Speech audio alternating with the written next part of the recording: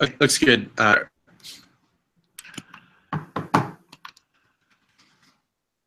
Hello and welcome to our mentorship webinar.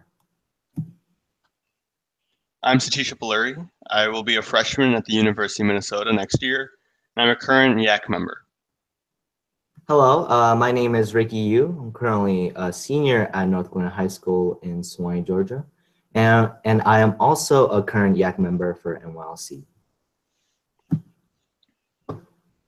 So first, what is mentorship?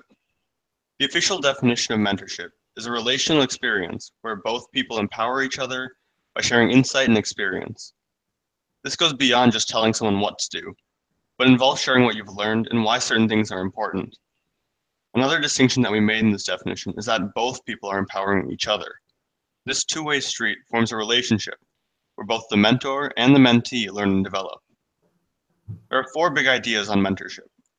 The first is instruction, or verbally giving information to others.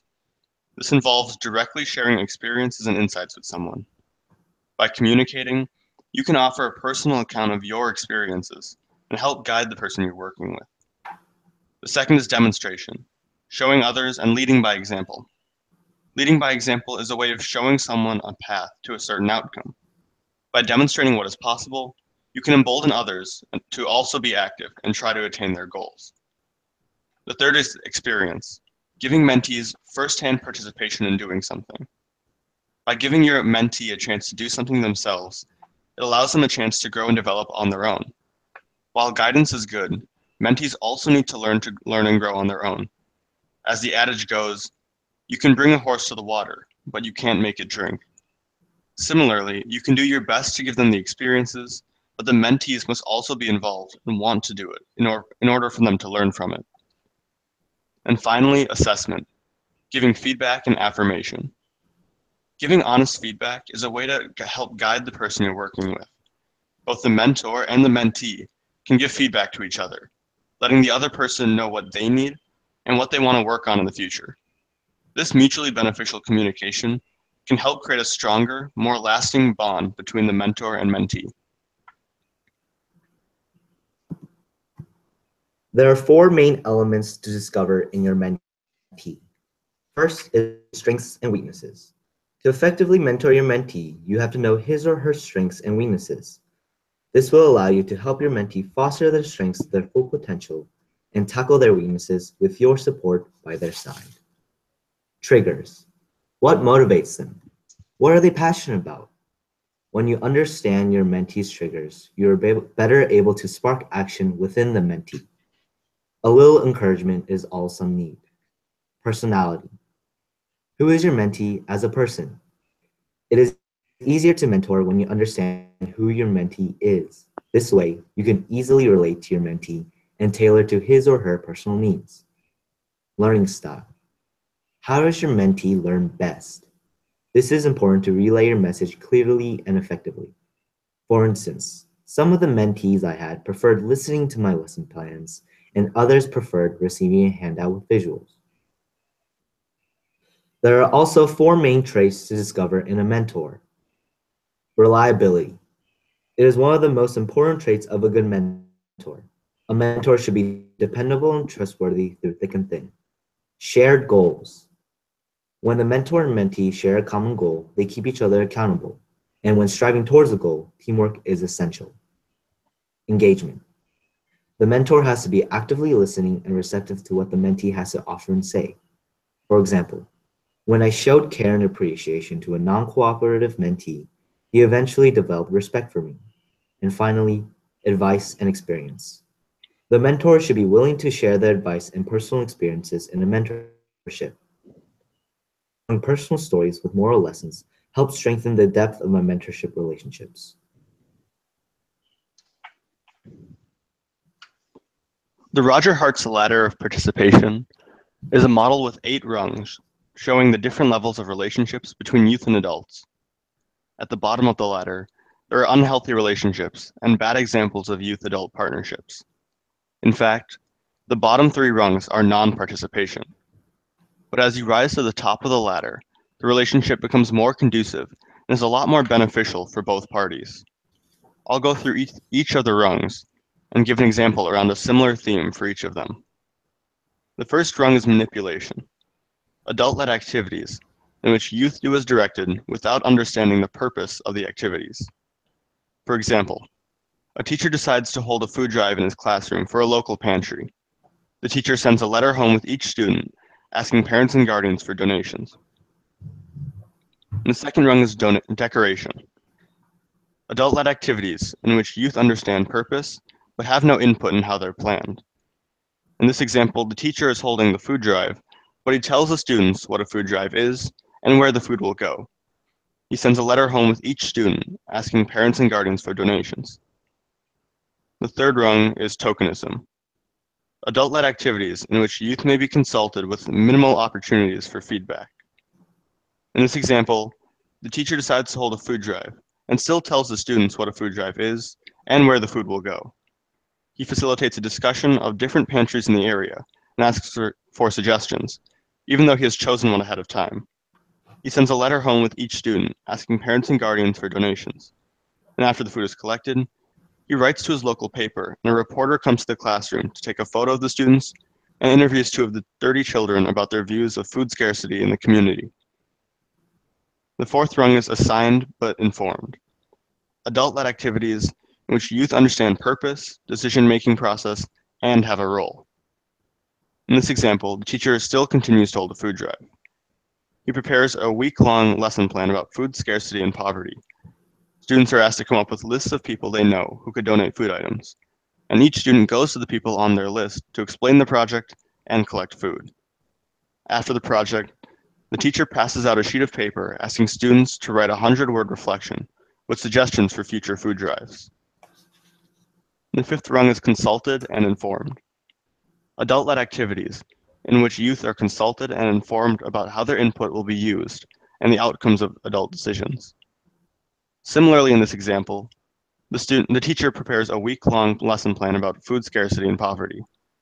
Students are asked to develop ideas to address these issues.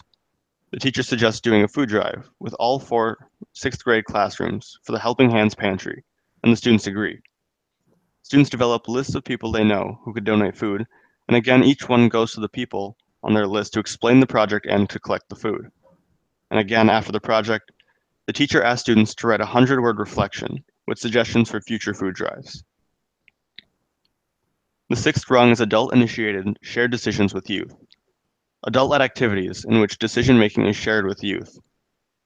In this example, the teacher prepares a 2-week unit on community and helping others. In preparation, the teacher asks each student to write down 3 issues they see in their community. Many students wrote about poverty and food insecurity. The teacher decides to hold a food drive, and students research and choose a pantry near their school. The teacher sets up the site visit, and the class goes and talks with the food pantry coordinator about what foods they need and who they serve. Students developed a list of people that could donate food, and each one goes to the people on the list to explain the project and to collect the food. After the project, the teacher sets aside a class period for reflection and evaluation of the project. He asks the students what worked and what they think should be changed for next time, and documents those answers. The seventh rung is the youth-initiated and directed, youth-led activities with little input from adults. In this example, the teacher tells students that they have 30 minutes each class period for 2 weeks to complete a service project, and they will be developing and implementing it on their own. The students discuss possibilities and recognize issues of poverty and food scarcity in their community. The students research poverty in the community and reach out to local food pantries to determine what needs exist. Then they create the list of people they know who could donate food. Each student goes to the people on their list, explains the project, and collects the food. The students ask their teacher to help drive their donations to the pantry, followed by a brief presentation to their teacher about the project and why they want to do it again next year. And the eighth rung of the ladder is youth-initiated shared decisions with adults. Youth-led activities in which decision-making is shared between youth and adults, working as equal partners. And finally, in this example, students are passionate about helping their community and discover a need for increased donations to the local food pantry. They partner with their teacher, the administration staff, and the food pantry to host a food drive. And after a successful event, The student's principal, teacher, and food pantry coordinator meet to evaluate and develop a strategy to make this an annual event, focus on ensuring necessary items are donated, and the food pantry has adequate resources. While you ideally want to strive for the top rung of the ladder, that may not always be possible. For example, if you have a group of adults working full-time on an issue, but the youth involved are still in school, there can never be an equal amount of time put in. However, as long as you're treating everyone with the respect they deserve and giving everyone a chance to use their voice, you're creating the best scenario for your situation.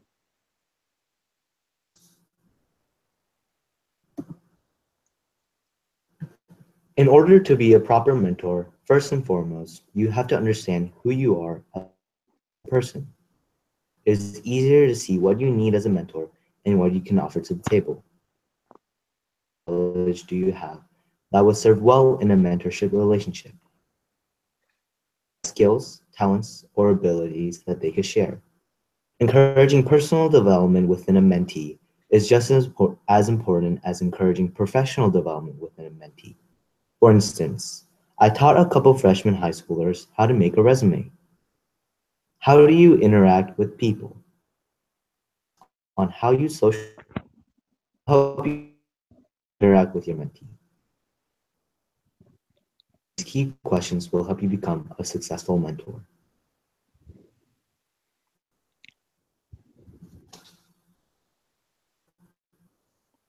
So now you might ask, how are you going to make this a reality? One way is to connect with local and national organizations for toolkits and other resources. You would definitely be surprised with how many organizations and agencies are working on connecting mentors with mentees. If you ever have a question or need help, always feel free to reach out and connect with others that have similar interests and goals. In terms of how to go about creating a relationship, it's all about respect. If you don't respect each other, any possible relationship will be hurt before it's given the chance to flourish. There are a few ways to gain respect from your mentor or mentee. The first is to be genuine and respectful. By being respectful yourself, you invite the other person to do the same. The same applies for showing that you care. By showing that you care, you can form a deeper bond with the other person and create a safe place where it's comfortable to talk about any issues that may come up. And also practice what you preach. This is extremely important because if you want respect, you have to show it yourself. If you yourself can't respect the other person, you have no right to expect it in return. And finally, always be humble. If you can talk with them and not at them, you allow it to become a conversation, which can help both people, and not just simple directions, which helps no one.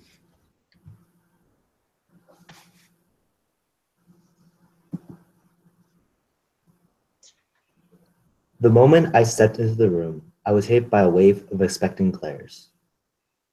It was the first day of freshman mentoring, and the weeks of pre-mentoring training were finally going to be put to the test.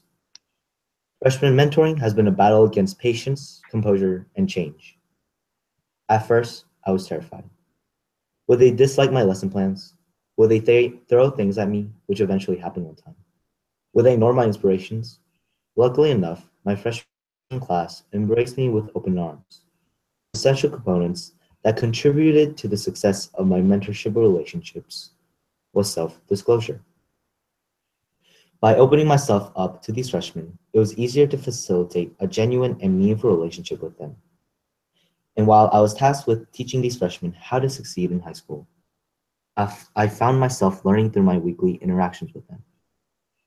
Conversing with these students helped me realize how important youth development is to the success of an individual. Like many freshmen, I was dazed, confused, and socially awkward.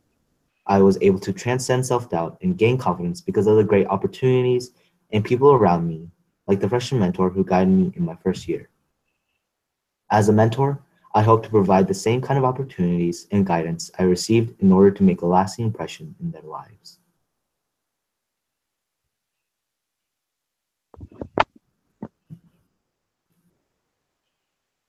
If you have any questions, please don't hesitate to contact the National Youth Leadership Council. You can either email them at info@nylc.org, or you can reach out to either Ricky or I at our personal emails. Thank you for watching.